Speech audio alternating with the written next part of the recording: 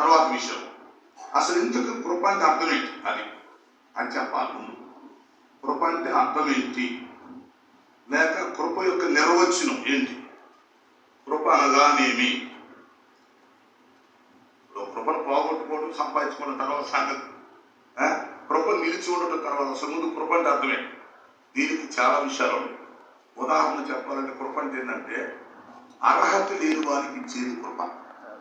అర్హత లేని వారికి, ఇప్పుడు నాకు అర్హత లేదు, నాకు అర్హత లేని దేవుడు నాకు ఇచ్చాడు అనుకోండి, అదేమైంది? ఆయన కృప. అవునా కదా? కరెక్టేనా? అర్హత లేని వారికి ఇచ్చేది కృప. ఉదాహరణకి మరి 10th క్లాస్లో ఒక స్టూడెంట్ ఉన్నాడు, 35 మార్కులకు పాస్ అవుతాడు. మనందరికి తెలుసు 35 మార్కులు.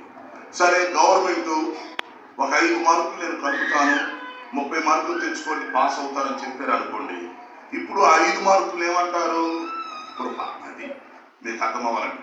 ఇంతకుముందు ఏం చేసేవాళ్ళు అంటే, మీరు చిన్నప్పుడు 6 సబ్జెక్టులో 35 మార్కులు రావాలి కదా, 5 సబ్జెక్టులో 35 మార్కులు వచ్చి హిందీలో 30 ఇస్తే పాస్ చేసేవాళ్ళు. ఇప్పుడు ఎక్కువ మంది హిందీ రాదని హిందీకి 30 మార్కులు, లేక ఒక దాంట్లో 30 వచ్చినా పాస్ చేసేవాళ్ళు. అట్లేదు. అంటే అది ఏంటంటే వాస్తవానికి అది ఫెయిల్ అయినట్టే లెక్క, ఫెయిల్ అయినట్టే. కాకపోతే గవర్నమెంట్ ఏం చేసినట్టు, అర్హత లేకపోయినా కూడా అర్హులుగా చేస్తుంది. అది కృప అంటే అర్థం. ముందు ఎప్పుడు కూడా బైబిల్లో పదాలకు అర్థాలు తెలియాలి, అప్పుడు ఎంత లోతుగా వెళ్ళవచ్చు. అది తీర దొరికితే దండంతా తిరిగి రావచ్చు అని. కాబట్టి కృప అంటే ఏంటంటే అర్హత లేని వానికి దేవుడిచ్చేది కృప. అర్హత లేనటువంటి మనకి, లేక యోగ్యత లేనటువంటి మనకి దేవుడిచ్చేది కృప.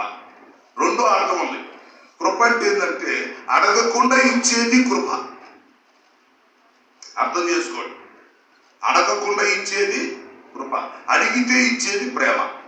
అంటే ప్రేమ గోపన్నమాట కృప, ప్రేమ కంటే గొప్పది.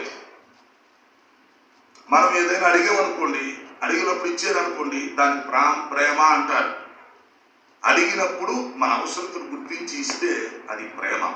అడిగితే ఇచ్చేది ప్రేమ, అడగకుండా ఇచ్చేది కృప. ఎంత బాగుంది కదా? అర్హత లేని వారికి ఇచ్చేది కృప. రెండవది అడగకుండా ఇచ్చేది కృప. మూడవది అనుకోకుండా వచ్చేది కృప. అనుకోకుండా వచ్చింది అంటే మళ్ళీ వచ్చిందో రాదో తెలియదు. ఒకసారి వచ్చింది, లేక రెండోసారి వచ్చిందో రాదో తెలియదు. అంటే అనుకోకుండా వచ్చే అవకాశం ఉంది కృపలో.